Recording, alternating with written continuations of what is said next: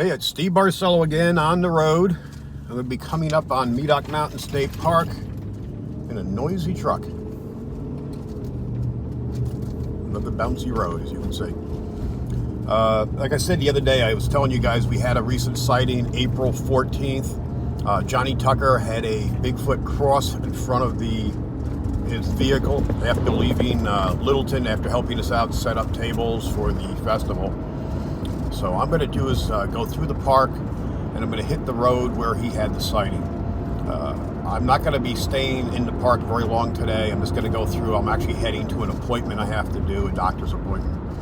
And then after that, I'll decide if I'm heading back up this way, depends on how long that takes, or if I'm heading to a totally different location. But we're literally just pulling into the park now. I was going to do some laundry before I hit the road, but they're paving the road. I got stuff falling over in here. You can see there's a park sign. You can see that. There you go.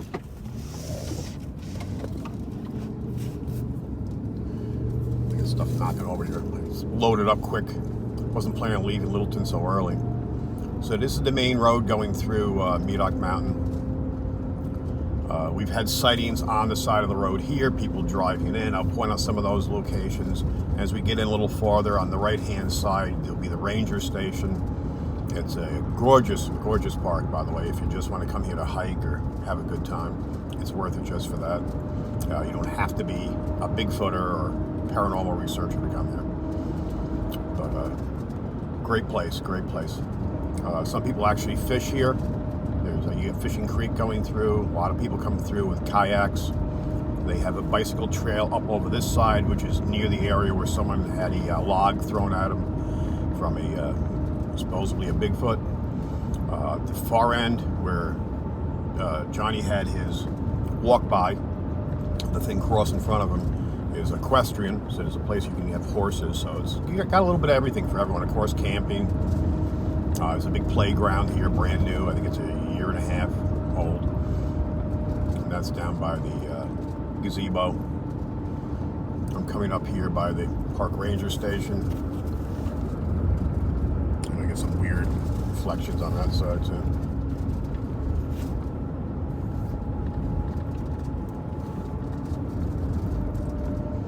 But I love coming down here, and for us, of course, having this whole area hot for Bigfoot sightings and paranormal activity. And this is a defunct volcano.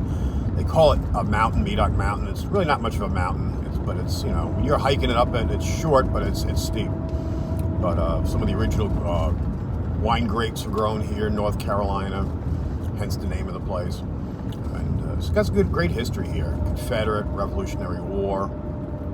Just assorted families living. I'm crossing Fishing Creek now. It's near, you can park right over here to put your kayak in. There's a hot spot to just park and walk in because you're right on the river right away. If you don't want to do a far hike, you can get some, we've got some phenomenal prints and activity just within a couple of thousand feet of the road there. So that's a hotbed. Now, if you want to spend the night here and do some Bigfooting, you need to have a campsite. So rent a campsite, and then once you're officially here, then you can stay past dusk. Go out and do some night hiking and stuff. They want us to tell you to stay on the trails because that's safer, and for ticks, snakes, and plus they don't want anything damaged out there, of course. So, which is what you can do. I mean, you don't need to be way off. If you walk through stealthily, I like to do is go out and just bring like a little chair or something, a little stool, and just sit for a while and just listen. Occasionally we'll bait, we'll put apples and stuff out. Yeah, I'm gonna have to do something about this new tripod thing sliding all over. Some sticky tape or something on it. It's gonna be a problem. But you can see it's really grown in right now. The foliage, that's why I like coming off season, but it's cooler. It's just, easy to see. You can get distance out of it. Thermal cameras are the way to go. Night vision is really not very effective unless you're in a big field like this. As you guys can see, I got everything here all tangled up. Here's the field. Let me fix the camera. Everything's just falling apart here. There we go. Got some people hiking along there. I'm going to bring you into the camping area and show you that. Some of the guys are supposed to go bigfooting today. Unfortunately, since I have the doctor's appointment, I can't go unless I can get done early enough. And if that works out, I'll come back. If I'm going to camp, I got to go back and switch out vehicles because the other vehicle has all the tent equipment in. Consider it's a Monday, it's looking pretty crowded already. I'm driving the museum vehicle, so I'll probably attract someone's attention. There's another suicidal squirrel.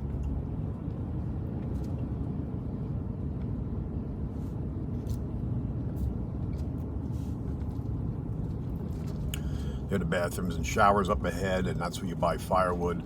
And right across from that's where the camp host would be. And you usually see a golf cart. So if you pull in late, that's who you'd go see.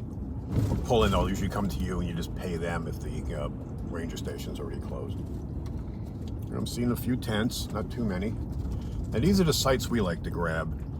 Kind of like 12 through 20 on the back end, this side. The train drops off. Like I said, it's thick. I'm looking through. You can see a little bit, not much. It's still pretty damn thick. Right here behind campsite 19 is 20, that low spot right behind. We actually got a Confederate soldier on a thermal camera. I came up from behind the tree and then just faded out. It was kind of crazy.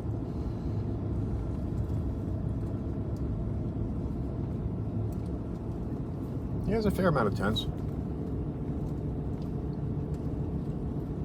There's a trail that goes that way, right off by the bathrooms.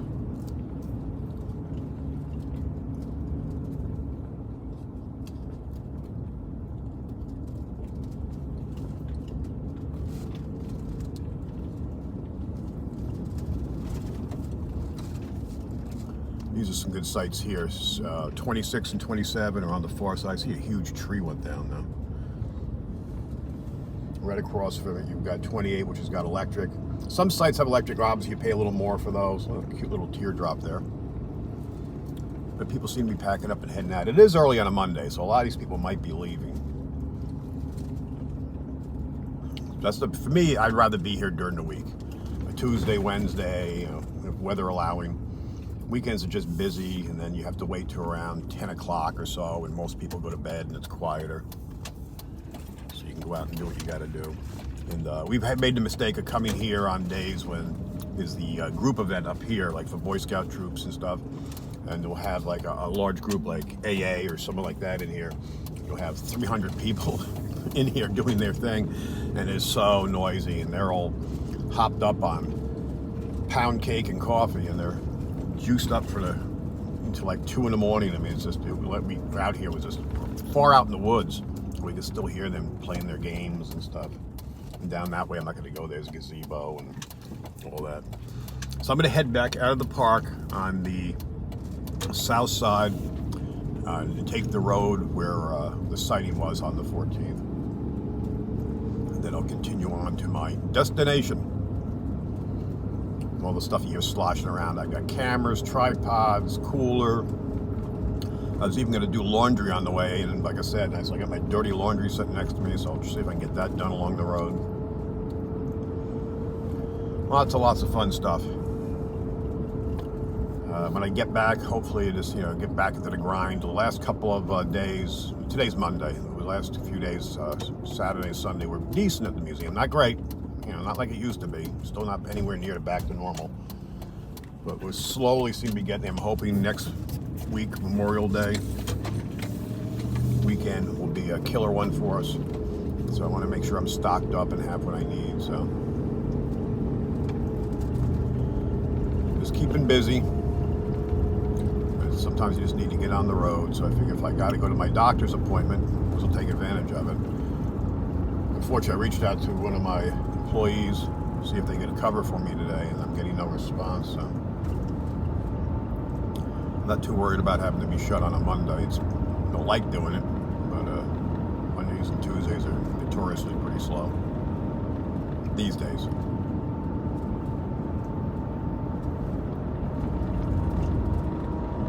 All right, we're coming out to the end. Actually some homes here, which have nothing to do with the Parks Department. Some back there did, the ranger homes and stuff.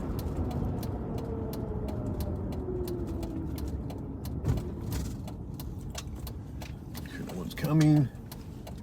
Oh, there is someone there.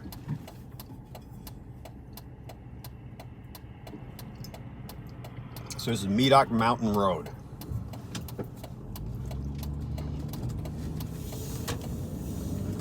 Okay, now this up on this road, I'm going to show you the area I believe is where you had the sighting. You know, I might be off by a couple thousand feet, but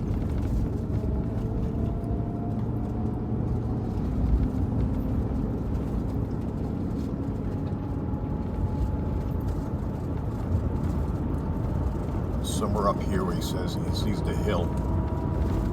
So I'm gonna go too fast because I want to see if we. Something I think we all need to invest in is dash cameras.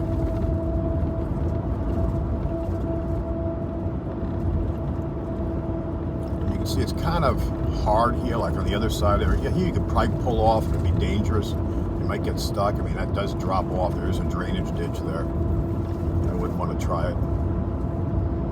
So you can try to stop and follow something up into the woods. It'd be hard.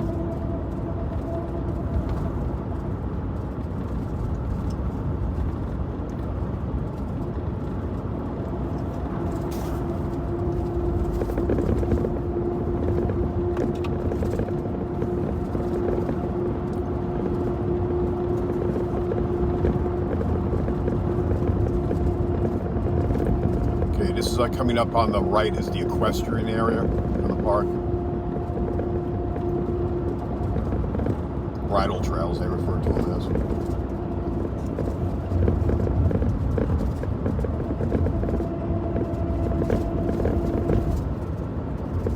I know it's a noisy truck.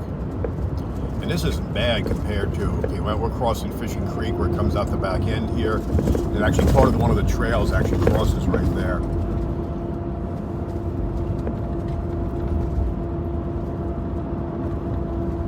Yeah, the other expeditions were really noisy. It's very hard to film in that one. Okay, here's the hill. So this is the area where he had the sighting. He was driving along probably about where I am now, and the thing crossed up in front of him. He said there was another vehicle coming this way. He was heading this way, and as the other vehicle passed, the thing came across out of the woods on this side and went across this way.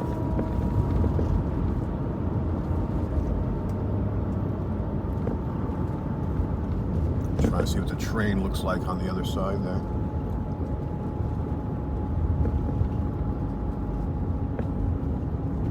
It's not that thick in there. Now we're coming up on some homes and stuff over here.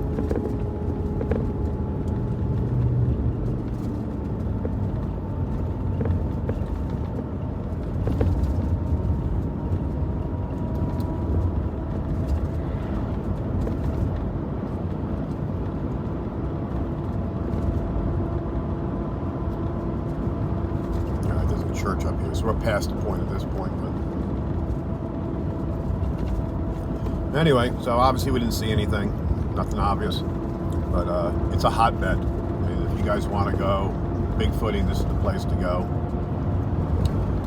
The park's become pretty accepting of the fact that they have activity there. They've actually started to sell shirts that have Bigfoot on them. They're going to do some stickers, and they sell some keychains and some stuff, which is good. It's about time. I mean, they still officially will not say yay or nay, which is good. Be neutral. But it's smart to take advantage of it with all the media attention we've had out here. I've had MTV and PBS out at the park. I mean, we've had NPR. I mean, Travel Channel. I mean, everybody's been out to work with us and come out. Give you some kind of weird warning. I think it's telling me the phone's hot. That's weird. You know, put some air on the phone. Alright, well, I'm going to stop the video now anyway. I'm just going to be heading back and be getting back onto the main road up here. And I'm going to be heading into Rocky Mountain and heading to my doctor's appointment. I'll probably film later. It'll take a while for me to upload this. I sure as hell can't do it when I'm traveling. This is just a phone video, so I'm not going to be editing in anything fancy because it's too much of a pain in the ass to upload it to the cloud, then download it to the cloud, and have to edit it and re-upload it. So I'm just gonna kind of put this up raw. I did bring cameras and stuff, so if I can do a proper filming, I will later. All right, thanks for watching. Don't forget to like, subscribe, and share. I'm trying to make up for lost time and get some of these videos going. So I'll talk to you all soon. Thanks for watching.